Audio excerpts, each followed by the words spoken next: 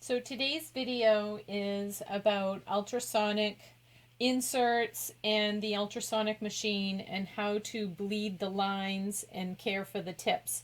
What I first wanted to go over was the difference between 30K tips and 25K tips. 25K tips have longer bands than the 30K. And it's pretty obvious, and most of the hygienists out there know what they're using to begin with. But if you're not sure, anything that is, I'd have to get out a nice little tape measure and measure this, but that's probably about 4 to 6 inches long, and this is only about 3 inches long with the band. So there's about an inch difference.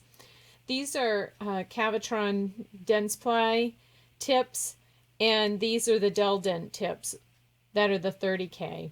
You can see a little bit of difference in the mechanics of the Cavitron Dentsply tips here, and this section is manufactured differently. The bands we talk about that vibrate, these are individual separate bands that the water and air flow through that transverse the handpiece to vibrate the tip. These bands can become bent and damaged. They can't be repaired.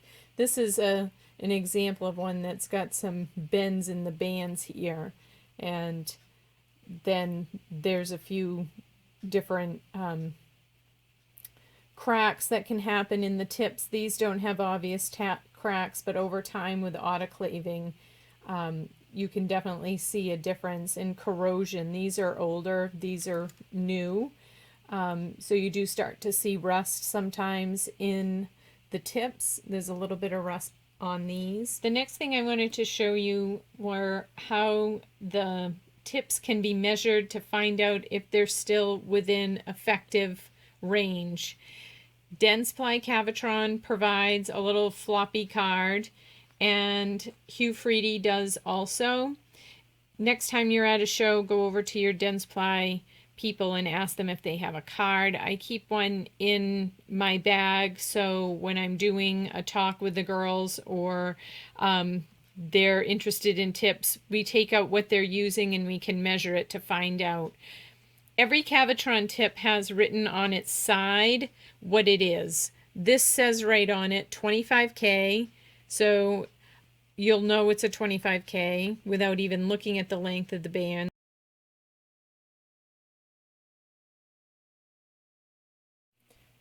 So Hugh Freedy and Dentsply make cards for you to measure their tips. The Hugh Freedy has them all color-coded because the handles of the Hugh Freedy are color-coded, and the Dentsply has just the 6 basic ones on there. When you hold the tip up to the card, that's how you measure it. You find the one that you're using by what's written on the handle and hold it up to the card. This one, when you mirror the image, it's just beyond the blue line. So at the blue line or beyond the blue line, to the right of the blue line, means it's still optimum efficiency. If it's between the blue line and the red line, then you have 25% efficiency loss and it's time to reorder. If it's at the red line or to the left of the red line, it's 50% efficiency loss and it's time to discard.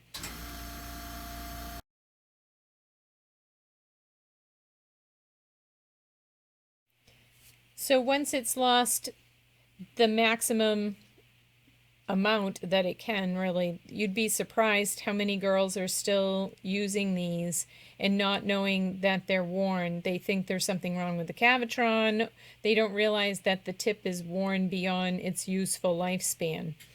And just showing them this, they'll have a way to be able to measure. So it's a great way to go over how to take care of their handpieces and their instruments and their Cavitron tips, and show them a few things that they might not realize were out there. If they own a Cavitron Dentsply unit, one of these comes with the unit, so There's probably one in the office hiding somewhere, along with O-rings and the little sleeve that you can use to change O-rings.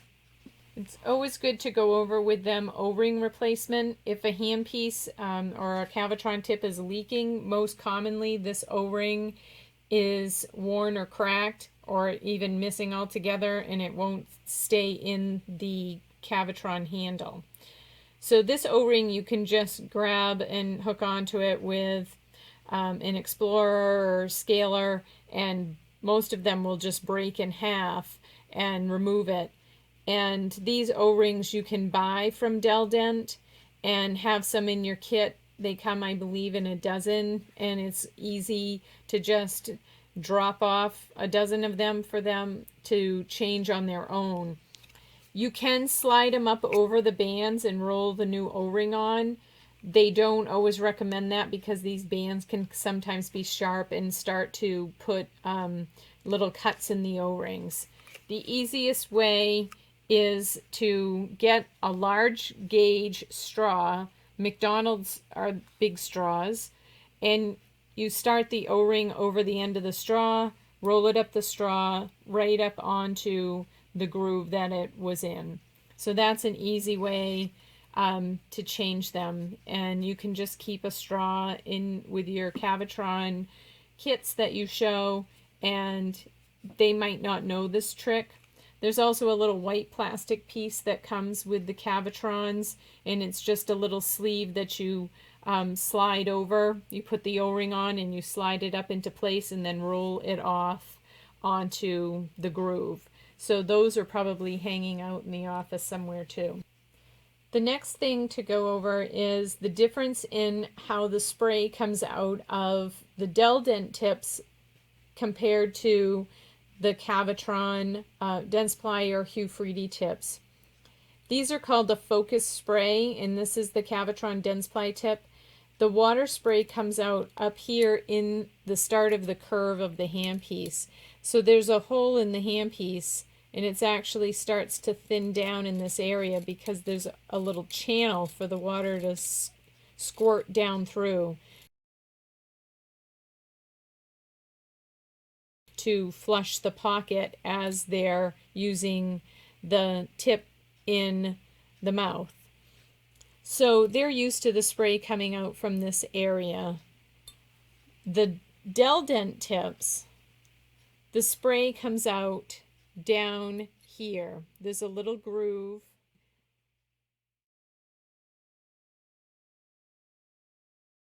And I'll try to focus in on it here for you guys so you can see where it is.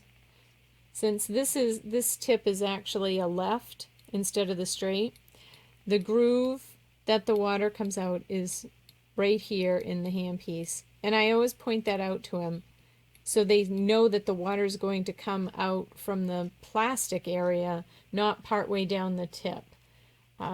This is a straight one, so you might be able to see it a little better. But if you look down the handle, you'll be able to see there's a divot right down in there that the water comes out of when they're using these tips.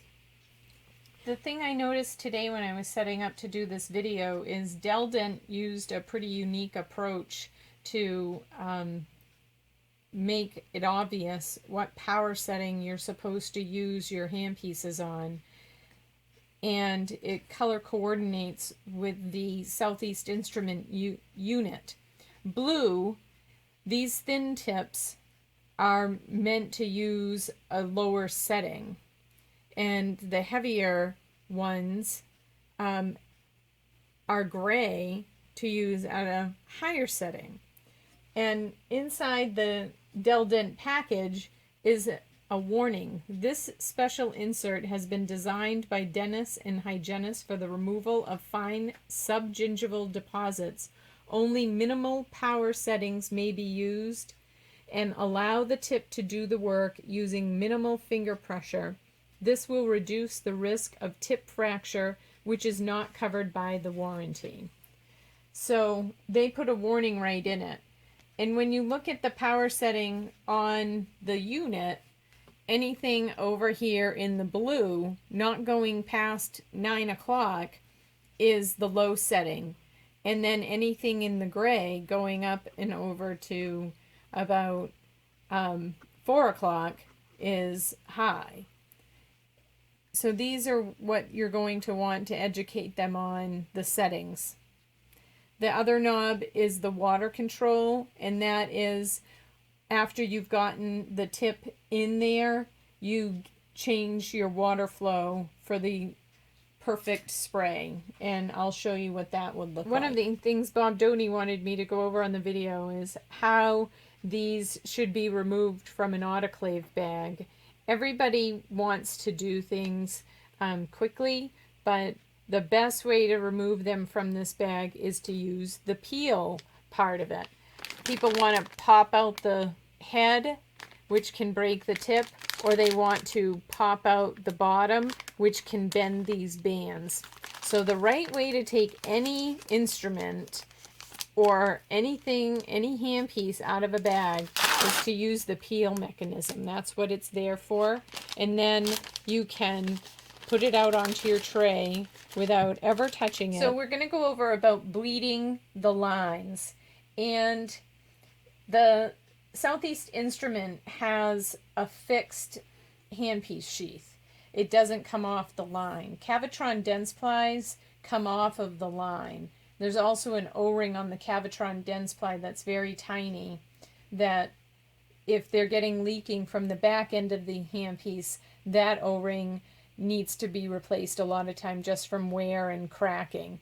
And it's actually on the tubing part, not on the sheath part, where you would find that other O-ring.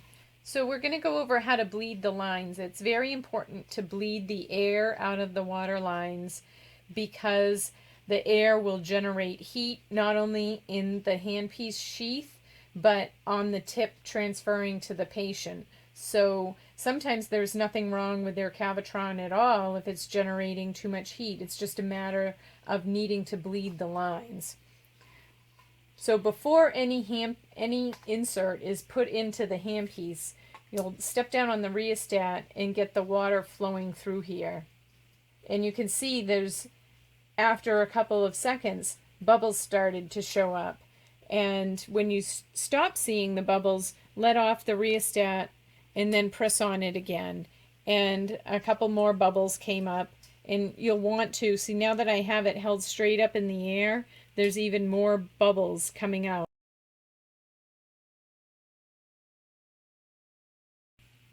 So more and more bubbles will show up, and you can see how many more bubbles, and it takes a while for the lines to bleed. I had just hooked up this unit, so there's going to be air in the lines from having been sitting for a while and not having anything going through it.